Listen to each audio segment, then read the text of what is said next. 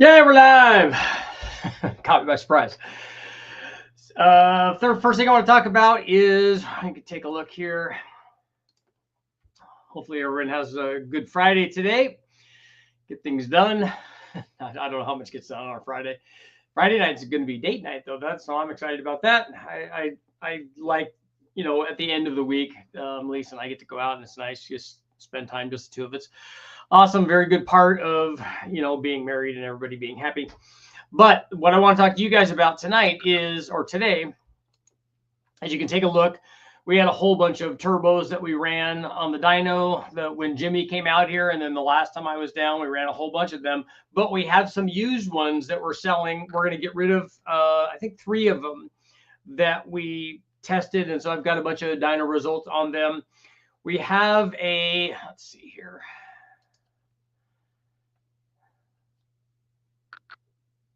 This is with the motor shut off, obviously, because we don't have any discharge. But what's going on here is the thing just continues to spin. And the reason that it did is because we had a fan aimed at this thing. And what we were doing was, in between rounds while we're testing these turbos, I don't know if you guys have ever worked on something that has a turbo, but when you do and you run it, it gets really hot. And because it's cast, the hot side's cast, it stays hot also for a really, really long time. And so when you try to do a turbo swap, it's going to be problematic because it's really, really hot. So what we do is we had a big squirrel cage fan that we aimed at the turbo and just let that run for a while to try to extract all the heat off of the turbo. But while it's there, it's just, it's spinning the turbo. It's basically blowing into where the discharge of the turbo is, and it will just kind of keep running. But we ran a bunch of them. And the 3 turbos that we're going to sell, and all of these actually work great. We were just looking for something that was a bit more responsive when we were doing this, because we were looking for, basically, I just want to offer 2. And there's a million turbos that you can buy, and there's lots of good stuff out there. So we're not saying that these are the best ones. But what I wanted was, when I talk about them, I'm like, okay, this is the 1,000+ horsepower thing, and this one is the 700 to 800 horsepower. So if you want to go bigger than that, you got to get the bigger one. And then down here in this range, you want this. And so we found the ones that we wanted to use. These all work great, but I just wanted something, like I said, on the smaller one that was a little bit more responsive. So we tried an S369, which is a good turbo. And let's see, that one, S369. Yeah, and all of these had the 2 smaller ones, the S369 and the 6670, both actually had good response, because the way that I was measuring response on these is as we're loading this thing in, we're data logging, because it doesn't make any sense just to try to remember this while you're doing this, especially after you're running 7 or 8 different turbos. But what we did was data log this, and as we're rolling in, we're monitoring the boost at a given throttle position. So as we're rolling in, we're going, okay, like at 30% throttle, it has this much boost. And that's kind of how we're determining what the response rate would be. And so we're comparing it to lots of different turbos and lots of different size turbos. Arguably, it would stand to reason that if we run a turbo that's capable of 1,200 horsepower, it's going to have a different response rate than something that's good for 700 or 800 horsepower. That's just logic. And that's exactly what transpired here. But this way we could see it graphically and kind of tell. But the S369 is rated for 900 horsepower. That one is $299. These all have billet wheels, so they're all new wheel designs. We also have the 6670, which is rated for 1,000 horsepower, a little bit more. That one on the S369 is a ball bearing turbo, and that one's $499, so it's more expensive than the other one. But it has ball bearing-y goodness. These all have billet-y goodness. And the other one, the biggest one we have, which is rated for like 1,150 or 1,200. Is a 7675. That one is $599. That's the biggest of the 3 that we're selling. So you got a 900, 1,000, and 11 or 1,200 for the bigger one. Naturally, as we go up in size, you go down in response rate, but you go up in peak power potential. Any of these would be great for if I had a 4.8 or a 5.3, like a 900 or 1,000 horsepower turbo is more than most people are going to use. It's going to be very responsive. So it'd be good if you want to go higher than that. And then obviously, if you want to get more than this, you just put 2 of either one of these on there and away you go. But those are up on the at RICHARDHOLDENERPERFORMANCE.com. They're in the garage sale section. These turbos have probably 5 or 6 pulls on them. The thing that I like about this, if I was going to buy a turbo rather than just buy a new turbo, if I bought one that I know had already been run, we've already run oil through it, and before we make any runs on these things, you guys know from the live feeds, I like to pre-feed the oil. I put oil in the oil fitting, and then I spin the turbo, and you can see that the oil gets drawn down. It gets drawn down into the drain. We have the drain going into the front cover on this 5.3 that we were testing it on. But I put oil in beforehand, and then we hook this thing up, and then we start it up. And so we know that it has oil during that initial startup, which I think can be a problem, you know, a time period basically for these turbos and cause them not to work later on. We know that these work. I've got lots of dyno data on these. We never turned any of these like all the way up, but we know what they'll do. What I was looking at was we wanted to see how they all compared at various different boost levels. I think we were running these in the 700 horsepower range or something. And then we were running at a lower boost level also. And they all did exactly what you would expect. As we turn the boost up, you know, they just make more power. And so all of this worked out good. But these turbos are for sale, and it's first come, first serve. So whoever gets the turbo gets there, order it. And so that you guys know, I already I just posted this right before I started this, posted this also on Instagram. So when they're gone, they're gone. And like I said, these are all modern billet wheels, so that they're good turbos, and they'd be good pieces to have for if you've got, you know, you're trying to make power on your LS motor. So I want to see how everyone's doing on the getting ready for the weekend. Tomorrow I'm going to be interviewing Brian Tooley on the live feed, so make sure to join me for that. That will be good. We're going to be talking about the Truck Norris cam for the Gen 5 motor, and then maybe we'll be able to talk about some Plex data that they have and some you know, new stuff that they have coming out. They also have some Hemi cam. So really, we won't be able to cover everything in one, you know, in one interview. What I'd like to do is do maybe one a week or one every 2 weeks with Brian, and so that we can I can catch up basically to all the new stuff that they have, because they have also a lot of guys want to know about the Godzilla motors. They've got Godzilla stuff, and like I said, Hemi stuff. So they're branching out into other things, which is kind of cool. So it'll be interesting to have a conversation with him. They do lots of testing, and they've got cool stuff to do, design work. They've got a Spintron, you know, they got a lot of cool stuff. So that'll be interesting. Car Farm, what's going on? Hey, what's the turbo nonsense? Do you know there's no replacement for displacement except for boost? Then you can add turbo-y goodness to your displacement, right? That all works good. I could use a larger or the same as my 78 millimeter. My eBay 7875 has a 2-inch cold side discharge. I expect a bottleneck with a 7.2 AR. Is the 7.2 AR on the hot side? Is a 76 an S400 or a 300? I'd have to check, Zach. I wish I could utilize a larger turbo. I'm at a maximum capacity for my fuel system on my current turbo.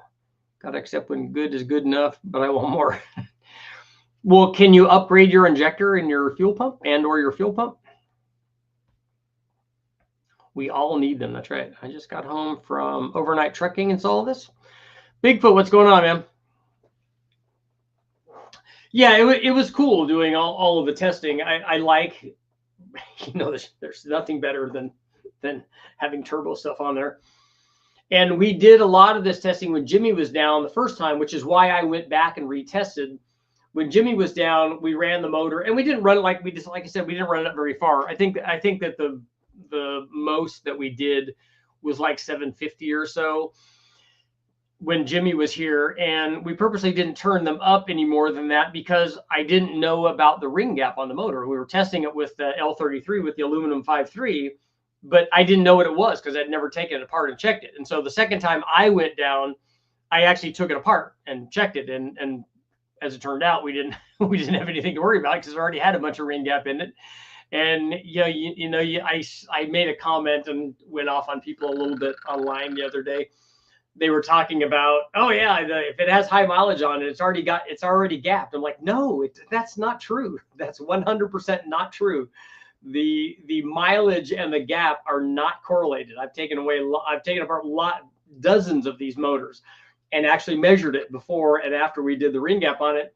And there's no ridge ring on these motors. The bore doesn't wear on these LS motors. This is one of the very few, this L33 I've seen. And the crosshatch wasn't worn, just everything seems smooth. But again, there's no gap at the top. So it's not like there's a bunch of, like cylinder wear, because these don't do that. And so I don't know what otherwise you have to wear the ring. And I don't know how much you'd have to wear the ring to create a bunch of like ring gap. I'm thinking it's luck of the draw that when they assemble these things, that some of them have more gap than others, that based on the ring that they put in there. I would think that the rings would be all the same, but maybe that's not the case, because I don't think ring wear is going to do that. And there doesn't appear to be, like, I take apart a lot of these that have 100 or 200 or more thousand miles on them. You can still see the crosshatch on it. I mean, they're not wearing out. So that sort of thing is a myth, and so I yelled at people about that.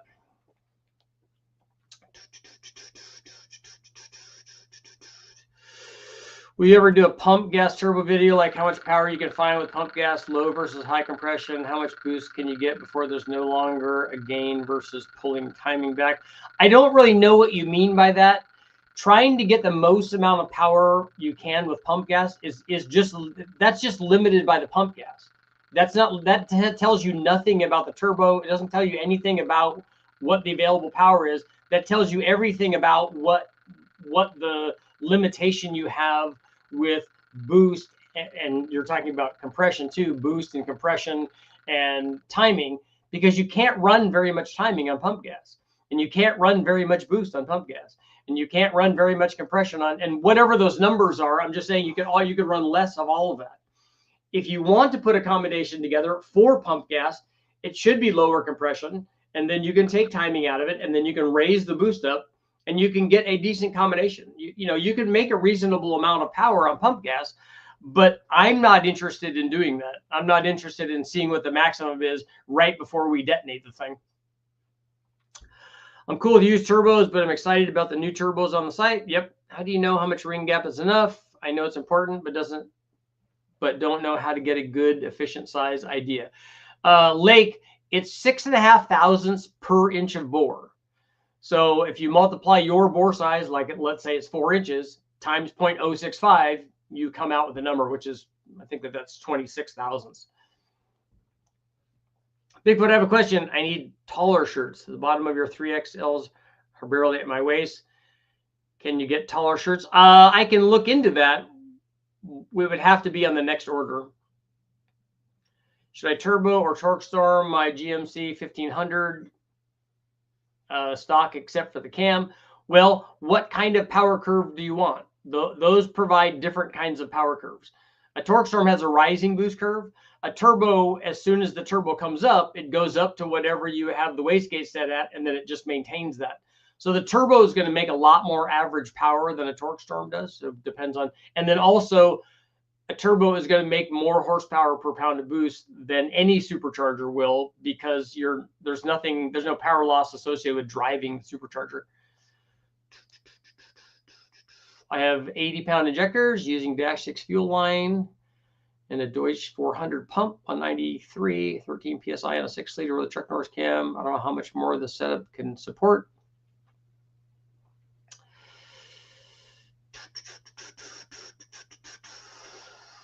Is it on WFO? Is that on pump gas?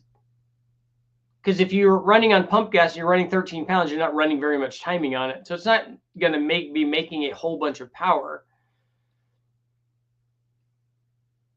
But a cam 6-liter, let's say that you were running the timing, a cam 6-liter, I don't know what cam it is, but and I don't know what 6-liter is, so all this would just be a big guess. Because a cam 6-liter could make anywhere from, it does have a stock head and all that. I mean, it could be anywhere from 450 to 550. It could be a lot. It could be a big difference. And so it could be anywhere from, 800 to 1,000 horsepower. My 6-liter cylinders look pretty shiny as well. I know it has high mileage and had a bad main bearing. Yeah, I'm guessing that this is from the walls being washed down, probably. I'd take a Garrett club line 58 millimeter to GT40. Okay. Being 6'8", I understand the shirt issue. Yeah, that especially, and some people just have tall torsos too. I'll take 2, 1 red and 1 blue. I gave the others to my wife. 6'7" is a real struggle. Yeah, we have to see about getting longer ones. 93 pump, running around 8 to 12 degrees, depending on the outside temperature. It's rec port head on 6-liter. And then how much cam is in that? Tall torso and short legs. Yeah, people are just built differently, so they need things that fit differently. Everything is on fire here. 70-mile-an-hour winds. It's crazy. Where are you at, Turbo Centra?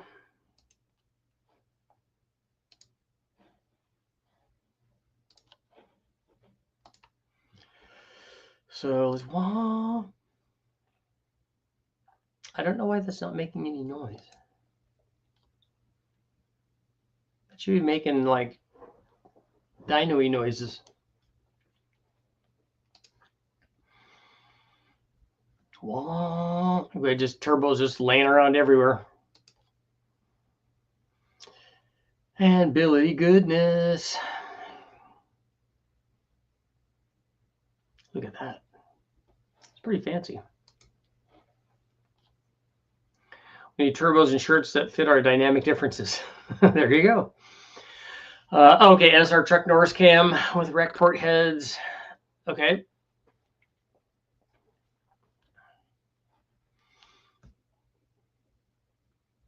So have you run it on the dyno? I'm thinking that could be at 13 pounds on pump gas. I don't know, 750 or 800 or something like that.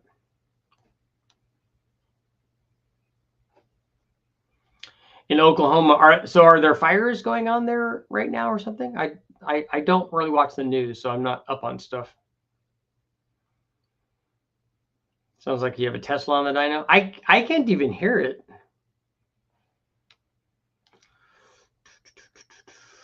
So much boost potential. I'm tripping all the turbos. They look like landmines. There was a bunch of them. I did a funny video with all the billet ones, and then I ended up with the GT45. I'm like, man, what? Who invited this guy to the party? And I've used that thing so much, and it's just worked. I've been such a fan, but the newer stuff is a lot better. Been watching all the past LS1 videos for inspiration from my LS1 GTO I bought. Good. Other thing, Jimmy just put up the injectors, the flex fuel injectors, and they're less than $400, $399 or something. And so that's a good deal for 50-pound injectors. For all the NA stuff, that's good. And they even have adapters to make them fit in other fuel rail situations. They're designed for trucks as well. Obviously, that's what they came in. But they have the adapters that make them taller or whatever so that you can put them on with different fuel rails and different intake manifolds.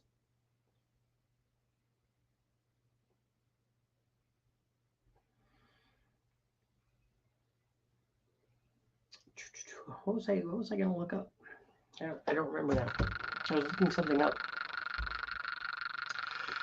Any tall shirts too. Can't get a bigger size either because they're usually not longer. Yeah, they're usually the same length. Huh? They just go wider on them. We'll look into that because longer ones would be cool too. Then the gals can wear them as little dresses, very little.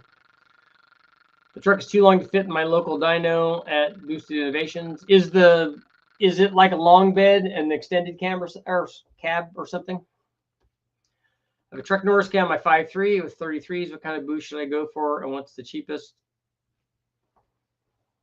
Well, none of that tells me anything about what boost you should run. The amount of boost that you want to run, you should decide how much power you want to make, and then we boost that accordingly.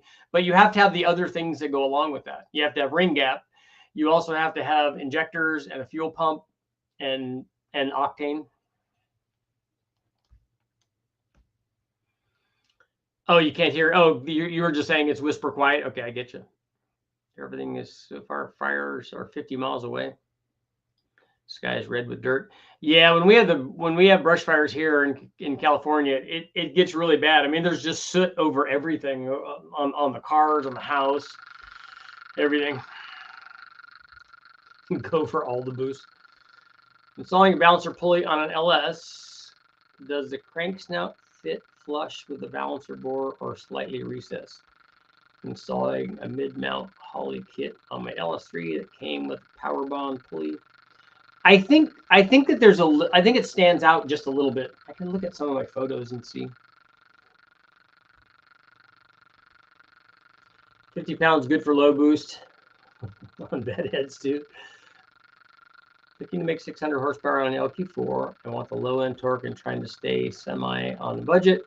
And just going into 1 ton, not trying to race around. Just should I try NA or boost? Well, a couple things. One is 600 horsepower on an LQ4 NA is going to be a difficult thing. It's going to require a really big cam. It's going to require expensive ported heads. It's going to require some other intake manifold, and it's going to require pistons, a piston upgrade to a flat top with valve release to allow you to run a big enough cam to make 600 horsepower. It's not going to have low end torque. It's going to have power at the top, and you're going to lose low end from what you have now. But if you just add a turbo to what you have now, 600 horsepower is very, very easy. And you will have all the low speed power that you have now. In fact, you'll have more because you get a turbo. Like if you get the turbo that we'll have available, I think they'll be available on Monday. If you put the smaller of the 2 turbos that we have, you will have immediate boost in a 6-liter. You'll have like positive displacement boost, immediate boost on a 6-liter. My Mason brother wants to put a turbo on his 5.3 and we're on a 460. Tell him just to turn the boost all the way up because it's going to break anyways. Richard, can you do a test with a 6.6 Duramax turbo on an LS so we can see what kind of power we can get from those turbos? I saw one at my junkyard. Yeah, I can look at it. That's probably a whole set, isn't it? I honestly don't think it's going to make very much, but we could try it.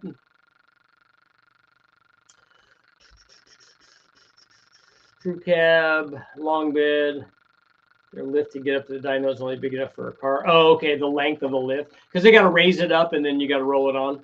That's how mine was when I lived in Vegas on the dyno jet. Dennis, what's going on?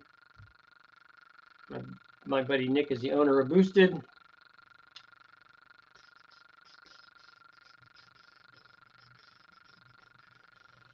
I have to check with Jimmy on the brands for the turbos. They're, I think all of these are Garrett copies, I think.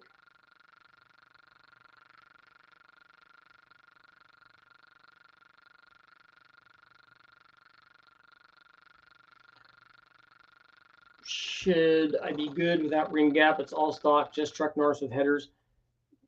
You won't be good without ring gap if you're turning the boost up.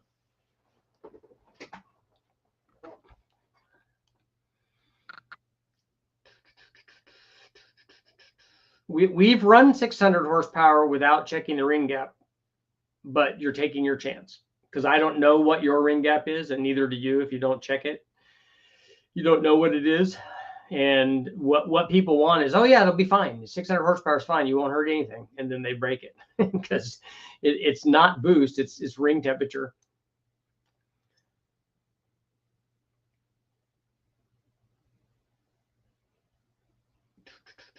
Sometimes Jonathan and Chris are there on Saturdays, and Nick doesn't live but 5 minutes away. Gonna be putting a Hellcat supercharger on my GTO. Thanks to FabWorks adapter. Should be fun. Yep, that will be good. That blower is going to be good. It's a good size and has potential to make a good amount of power.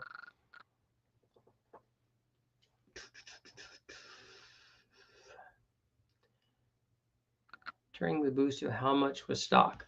There's no answer to that. There's no amount of it's okay with this amount of boost. You don't know what your ring gap is, and you don't know how much temperature you're putting in it with that amount of boost, and how long are you at that amount of boost, and then are you running pump gas? And if you are, you turn the timing down, you're putting more temperature in it.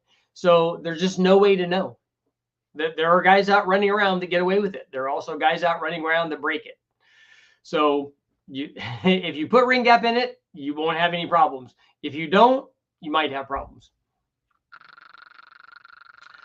I made one full lap today at a track day. Then the engine sounded really bad. Taking the top end off my Corvette. Uh-oh, did you run out of, was it an oil pressure problem or something? Let me know what happens, John.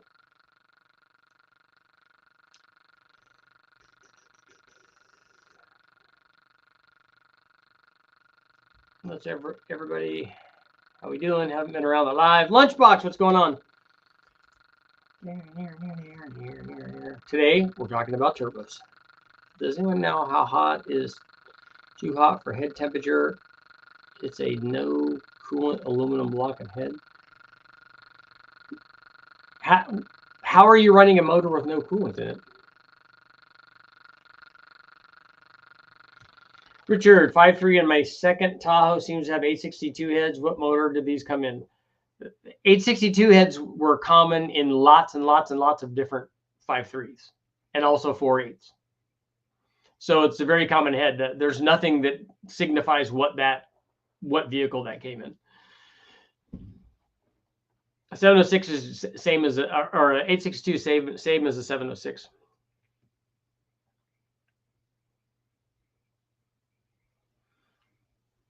Have a big block 540, twin T460-1. Site says good, up to 600 horsepower. Are they just too small?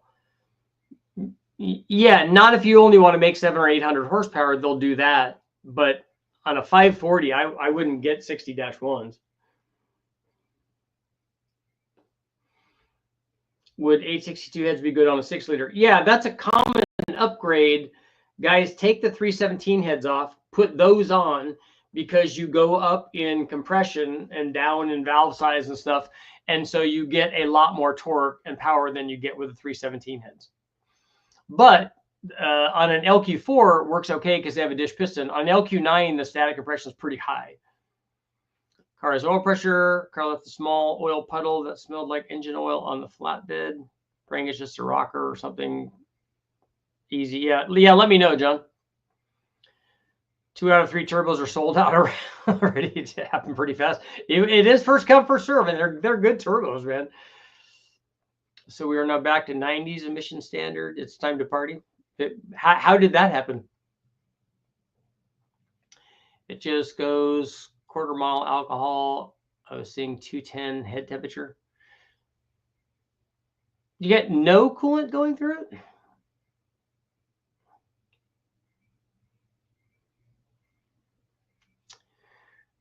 If Richard signs the turbos, I bet they would make a few more horsepower or less. They would be worth less, that's for sure. What's the turbo sale? Just got here. I have 3 turbos that we ran in dyno testing and that we did video stuff on. And they're for sale right now at RICHARDHOLDENERPERFORMANCE.com. Go there and go to the garage sale section. Those turbos all have like, I don't know, 6 or 7 dyno pulls on them only. So we got 3 of them. We got an S369, we got a 6670, and then a 7675. So we got a 900, 1,000, and 11 or 1,200 horsepower turbos for sale. So they're a good deal for somebody that's doing a project right now.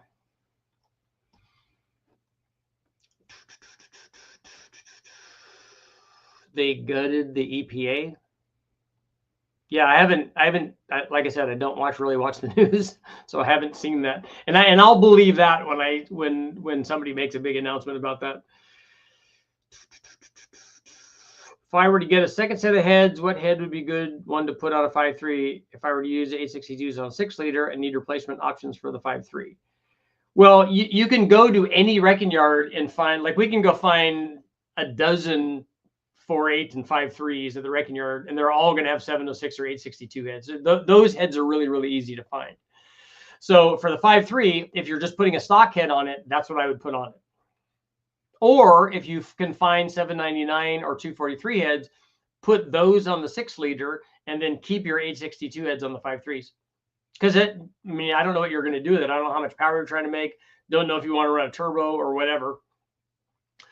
What size twin turbo would get me to the 12 to 1500 horsepower in a 454 LSX block? The two turbos we have on the thing on the site that we'll have up on Monday. The two smaller ones will take you to 1500, and they would work good for that. The two bigger ones would take you past 2000.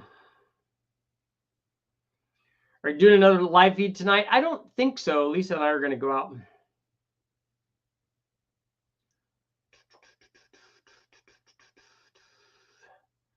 Well, only one turbo left? Okay. Yeah, I haven't looked at it. I just made a post on Instagram and was just telling the good folks here about it. I'm seeing a lot of chatter today starting emissions equipment like DEF, DOD, and particulate filters are no longer mandatory. Why would DOD be a mandatory thing? I thought that that's something that the OEMs did. What would make more power, Richard's Sign turbo or Matt's Bohr Wiener turbos? Matt's would have more value if he signed them. Let me dig up the EPA video for you. It's turbo sensor at 210. I think would be great after a quarter-mile run.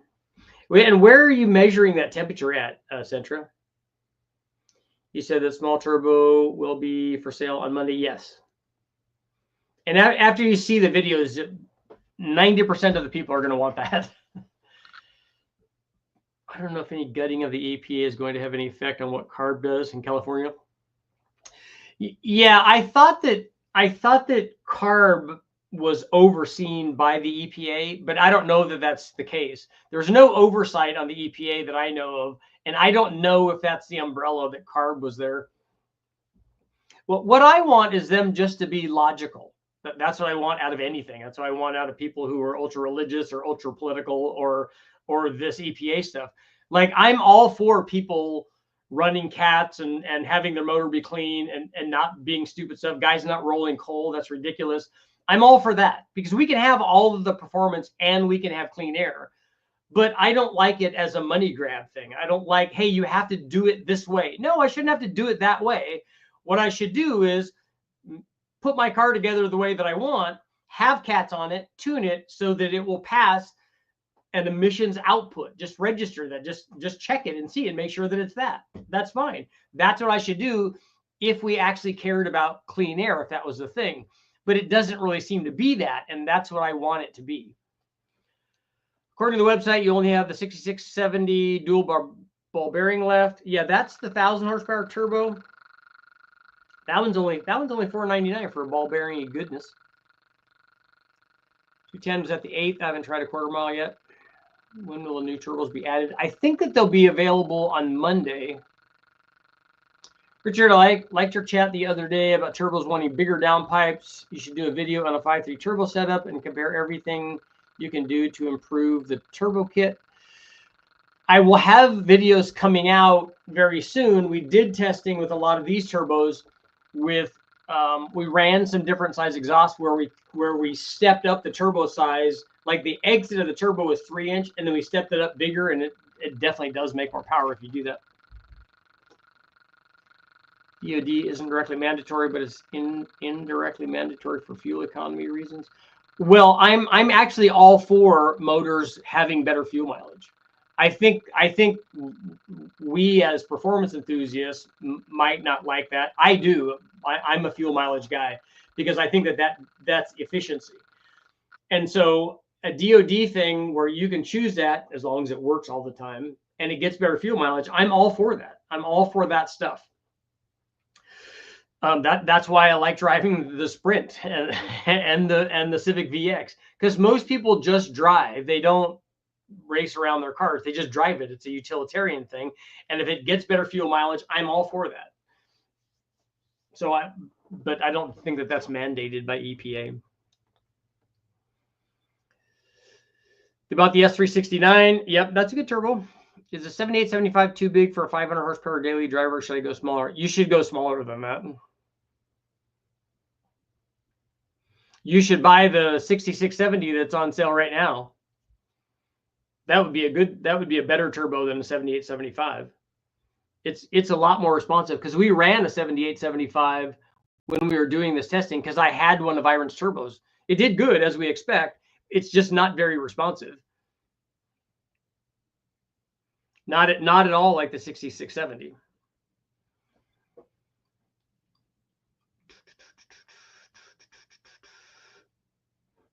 Carb is dead. There's no carb. There's no California Air Resources Board. Again, we'll believe that when I see it. Crossover manifolds versus forward-facing equal length, bigger downpipes versus crossover manifolds versus forward-facing equal length, bigger downpipe versus the same as turbo exit, water to air, air to air, longer runner intake versus OEM. Well, a couple things. Almost all of that's already been tested on my channel. So the long runner, an OEM style long runner intake manifold is an OEM style intake manifold. All of the OEMs are already long runners, but I have endless amounts of tests up of long runner versus short runner under boost, and it does exactly the same thing that does NA every time. A shorter runner can make more power at the top, but it loses power down low, and it does that whether there's boost there or not. I have videos up on air to air versus air to water stuff. I have done bigger downpipes. There's already a video up where we changed the exhaust from 3 to 3.5 to 4 inch, and that actually made more power. I also have tests that we just did that we'll be putting up probably next week, where we have a 3-inch exit on the turbo, and then we made it bigger into a 3.5, and it also helps power. Crossover manifolds versus forward-facing equal length. Forward-facing equal length would be a dual turbo, is that what you're talking about, versus a single crossover thing? I don't know what that is. But I also tested while I was there, we tested a long tube header versus a log style manifold. And so that will be coming out. That will be good. And it's really unique because we did a single side turbo, which is good. Cylinder 4 back of the head and with a temp gun. Okay. Cars with cats in the 90s were clean enough. Do all the same. In a lot of places, we would test the air just in the atmosphere, and it would be dirtier than the air coming out of a car that had really good cats on it. And that's why we don't want air like that. Do all the same time and show that versus crappy turbo kit, same turbo and yeah, not all of that stuff's not going to happen. I hate the cats that work failing inspection because they're not government approved. Again, that's a money thing. And here in California, we have that because it's the same exact cat. It just has to have a California number on it, like a little C or whatever they put on it. That's the same one that they sell in other places in the country, but you have to pay to have it here in California. And that's the only difference. There's no change in emissions output. There's just paying to have that California certification on the cat, and then it costs more to the people who are putting it on that have to have this California one.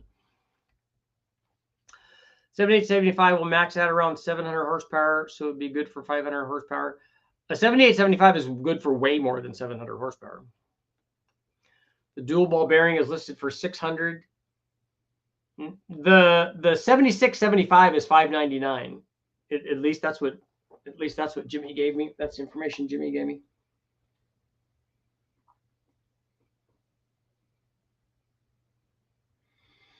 Yeah, the 7675 is 599. And the 6670 ball bearing is 499, 500. And the S369 is 300.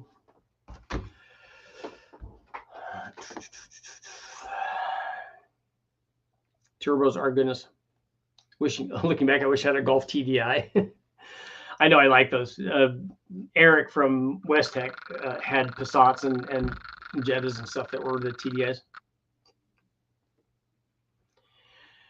DoD sucks. Lean burn is more effective.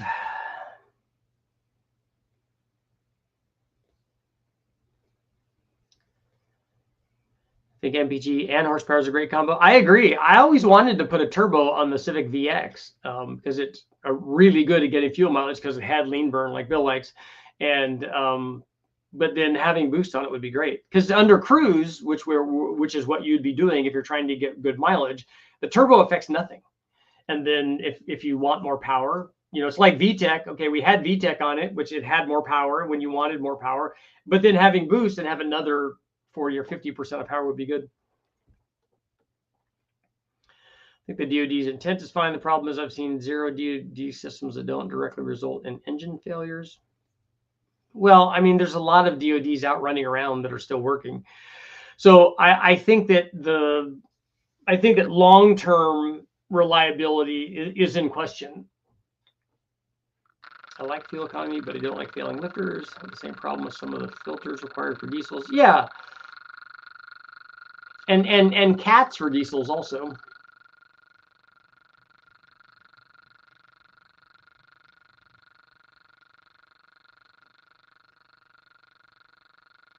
Dodge already announced an emissions deleted crate engine. I hate engine stop-start systems. Yeah, my wife's Mercedes has that, and we just turned it off. It just gets frustrating. Richard, was a 7875. We did test a 7875. That's the VS Racing one. We tested a 7875 Gen 2. The one that we're selling on the site is a 7675. And we tested tested both of those on a 5.3. On a 6-liter, it would work fine too. You just start out with more power.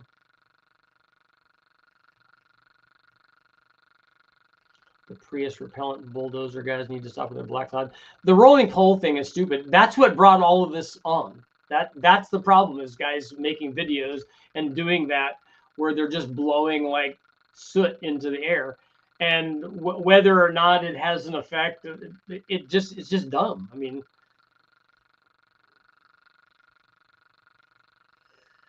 I'm not drag racing, so I'm fine with a little soft on the response of the turbo.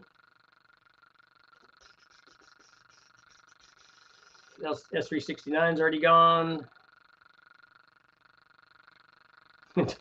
Dogs are better than cats.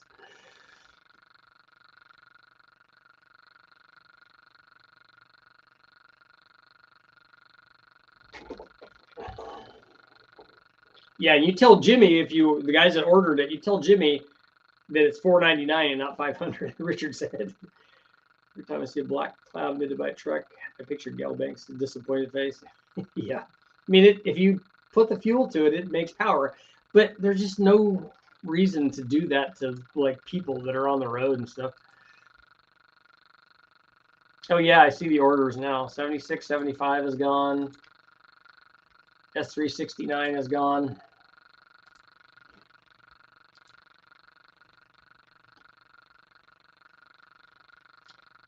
That's odd. That 6670.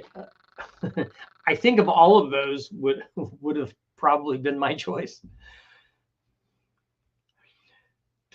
I was asking about testing the VSR 7875 about a Gen 1 billet a long time ago for a good price. Okay. I don't know that I've run the Gen 1. Matt has run a bunch of those. Do you recommend getting dedicated turbo headers, manifolds, or just modifying existing manifolds and headers? Either one of those will work. All of the testing that we did on these, I did with truck headers turned forward, and then we have a Y pipe that Jason from JT Fab made for me, and we have a Y pipe that's I think they're 2.5-inch Y pipe, and then they merge together into a 3-inch V band, and then I use a 3-inch V band to T3, T4, T6, whatever adapter we want. Or some of the turbos have just a V band exhaust flange on them, and we just mount them directly to it. But we can use the V band to do that, and the stock exhaust manifolds like the trucks and stuff, and the other log style manifold that we use from FPS, they all work good. Unless you're trying to do,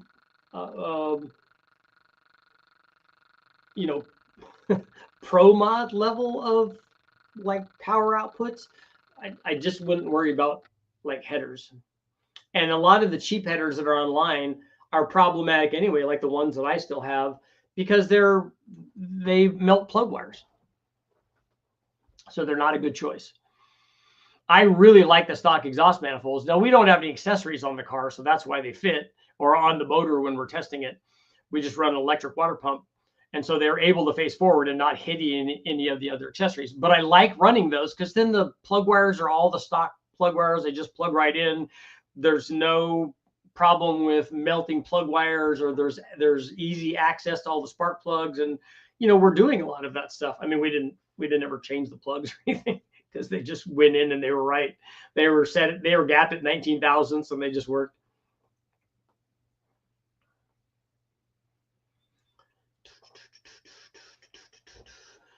Gave more important than picking the right turbo than picking the right manifolds. The right turbo and the right size exit out of the turbo, way more important than the stuff that's happening before it. That's right. I said what I said. That's right. I said it. I said it.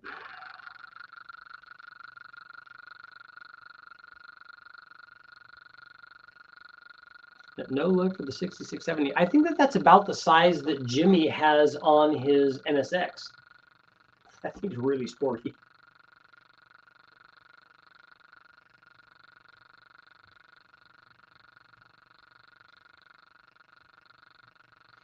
I would kind of like to compare that 6670 to an S475 and see how that comparison is. The 6670 is going to be, it's going to be way more responsive. And if they'll both make, 1,000 horsepower, that would be cool. And it's ball bearing. The 6670 is rated at 1,000 horsepower, Link. The correct exit is always 14-inch long pipe that turns up and terminates into a tractor flap.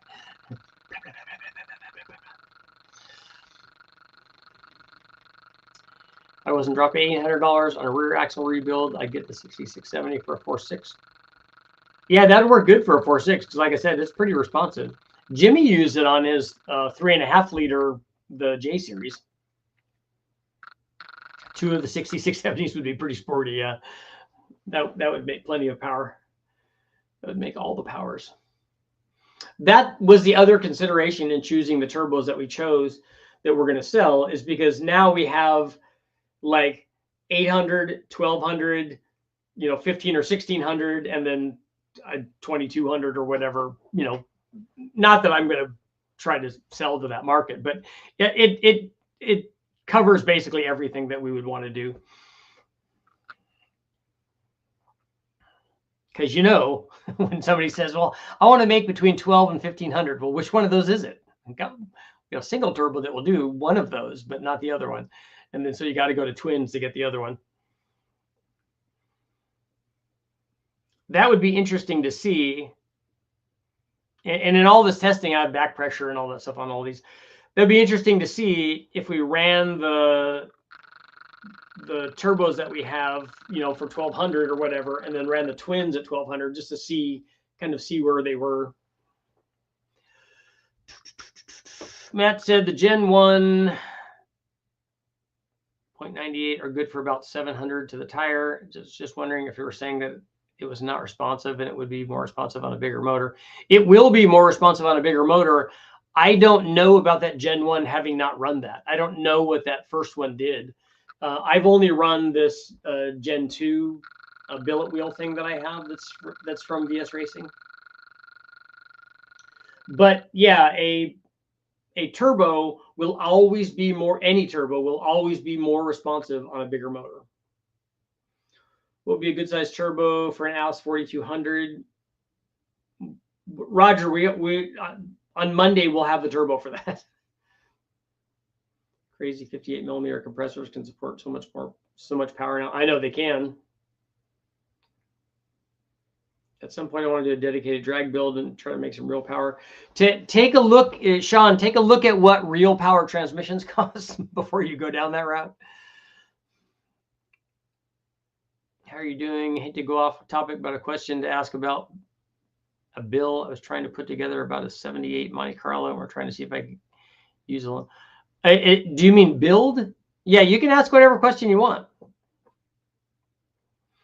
Did you say you're going to have 2,200 horsepower turbo? No, I said we're going to have 2,200 horsepower turbos. So 2 of them would make 2,200.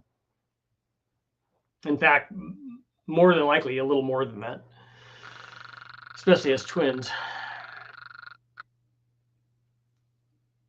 I've got a 6-liter with a VS 7875 with a 3-inch outlet. If I immediately take it to 4-inch exhaust, will it give me a decent boost in power? Yes. If you're trying to max the turbo out, having a bigger exhaust on the turbo will definitely help you. Especially because you're probably at the flow limit of the hot side of that turbo anyways on a cam 6-liter. My 4R75E can't handle what my 4.6 rods will put out. Yeah, I don't know how strong those transmissions are. Probably not terribly good, right? None of the factory transmissions are designed. They didn't, when they designed them, they didn't go, you know what we should do? We should make this thing strong enough, you know, just for the guys that are going to go to wrecking yards and put motors in and put turbos on these things and double or triple the power output. Let's make the transmission strong enough for that. Probably weren't thinking that. Although that would be cool. And I'm sure that if some engineer was in a meeting like that, that everybody would just laugh at him. I'm sure the people that are spending the money would laugh at him. No, we're not doing that. We're not beefing up the transmission so that you can take care of the junkyard guys. But Richie's so cool, man. I heard good things about him. Look, he's got like turbo-y goodness just going on just right there. So you can see, if you look at this, you could see here's the adapter right here. I don't know, you can't see the cursor, but see the adapter right below the turbo for the 3-inch V-band. Adrian, a 4L80E is good. I'd like to see what a used 4L80 would do, like how much power you could just get just with that. And then see if there are other things, little things that you can do to it, like the average guy could do to make it work. I think that's what Matt used in the 8x8 thing. We're no longer in the days where Toyotas ran with no oil. We did that with Hondas. I never tried it with a Toyota, but Toyotas were always my second choice when I was recommending cars to people. People ask all the time, hey, my daughter's going to college or whatever, and what car should I get? You should get her a Honda. If not, a Toyota was always the second one. I've considered a ZF 8-speed. So turbo is good for 1,000 horsepower. Does the displacement of the engine matter as long as the power output is below 1,000? It does a little bit, because turbos will usually make more power with a smaller displacement. And they do that because a lot of times you run into the flow rate limit of the hot side of the turbo. And also it depends on, you have to look at the compressor map of the turbo, because the turbo may be more efficient at a higher pressure ratio, which is what it would have. Like it wants to make 1,000 horsepower, but it wants to do it at 30 pounds of boost instead of 20 pounds of boost. And so it may be more efficient there depending on what the map looks like. Matt used a 4L80 with an HD2 shift kit and a nice converter. And that's all he had. He didn't upgrade any of the hard parts. Circle D stuff. Compressor housing are bigger on the next gen 7875 and make 1,000 horsepower according to Matt. Discontinued the Gen 1, which is what a lot of eBay turbos were copies of. Okay. Larger engines also have more friction, which plays a part in them making less peak. The engine shouldn't have a function on what the turbo is going to do. The friction losses from the engine. My 94 Corolla took 3 quarts of oil and would only have 1 left. Yeah. Tell everyone that asks what kind of vehicle to get their kids at Honda. Yeah, that's what we got. That's what we got my son. Matt just does a couple valve body upgrades. Okay. Does he drop the valve body for that? Like, or is he putting a separator plate and little check balls and magic springs and stuff? You know, a shift kit. Shift kit. As long as it chirps second, man, that's all they want to do. And you got to put the Corvette servo in there. My 4060 has that. I tell them to get their kids Volvos. Volvos last a long time too.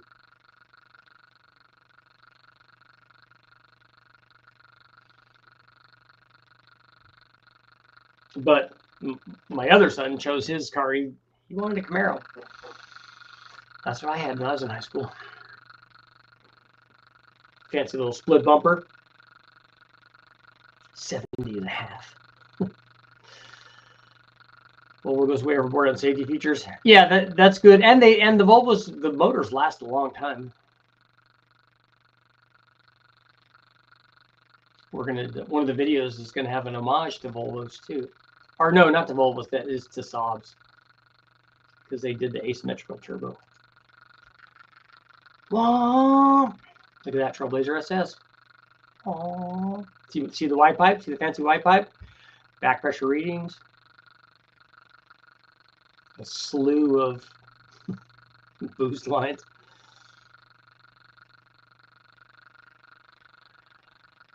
Why would you do that to their kids? They have to be seen in it. Hey, a Volvo wagon? Man, if I had a turbo Volvo wagon when I was in high school, that would have been awesome.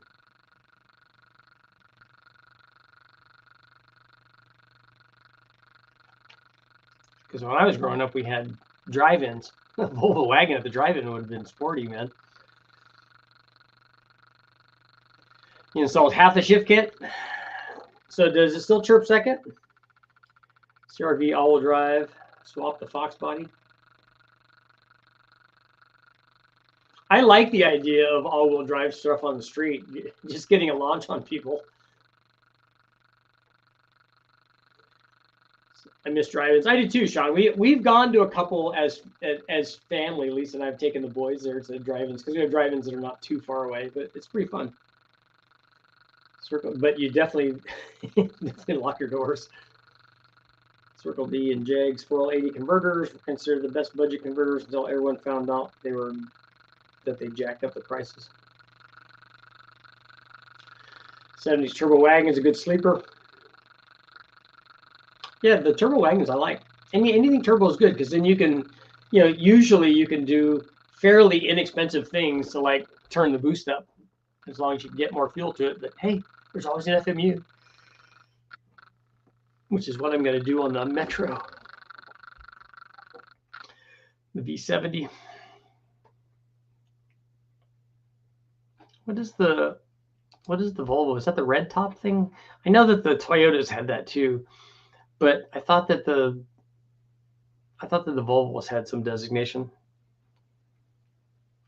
They also drill to dual feed the direct clutch. Circle D is good stuff.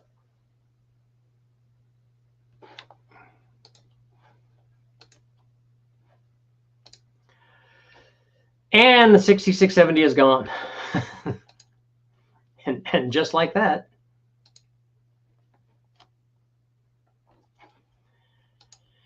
And just like that. We got one more minute.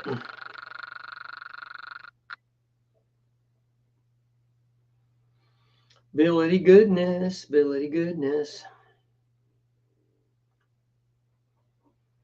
So what else, before I go, what else do I need to have up on the garage sale? What should I put up there? What kind of used stuff do you guys want to see? Everybody's working for the weekend. Just like that, Richard Store's naturally aspirated. I know, I'm feeling a decided lack of boost. And just like that. So what more things do you guys want to see up there? Everything. Trailblazer SS intake. We're definitely going to have those.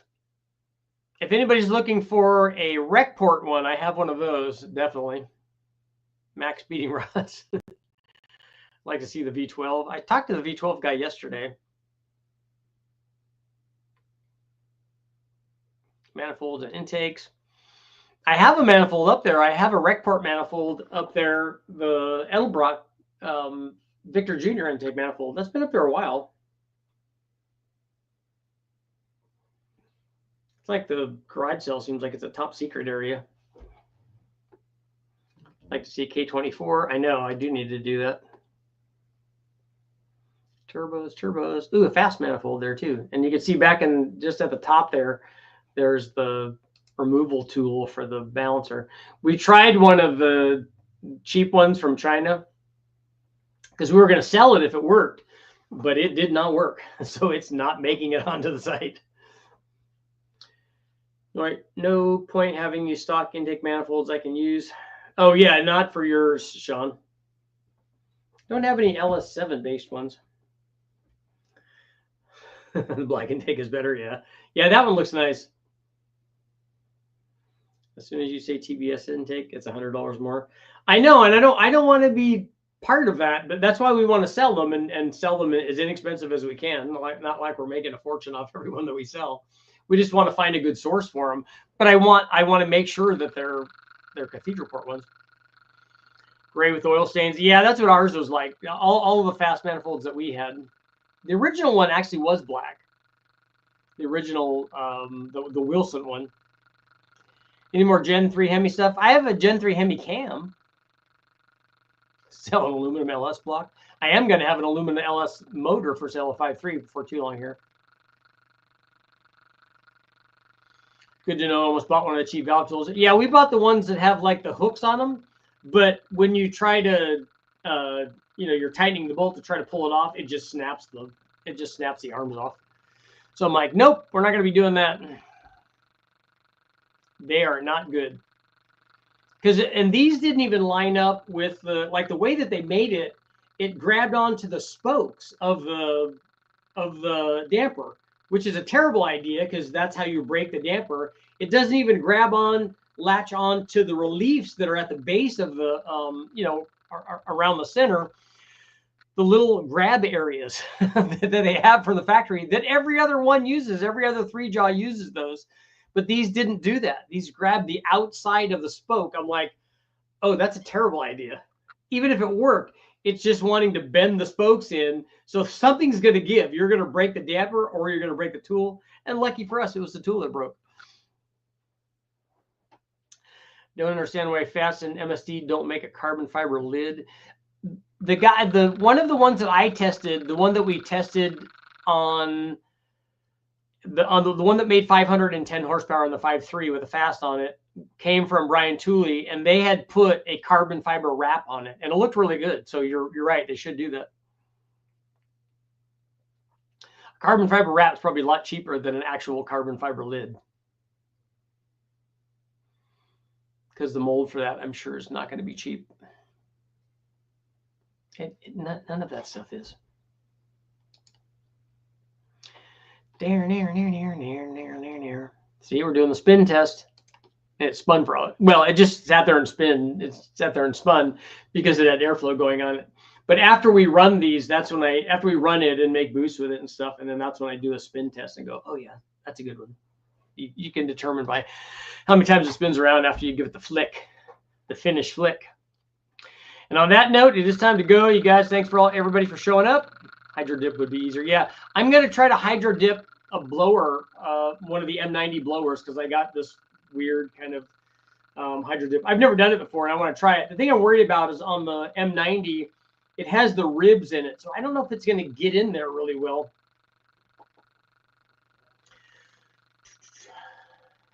Hydro dip looks like hydro dip.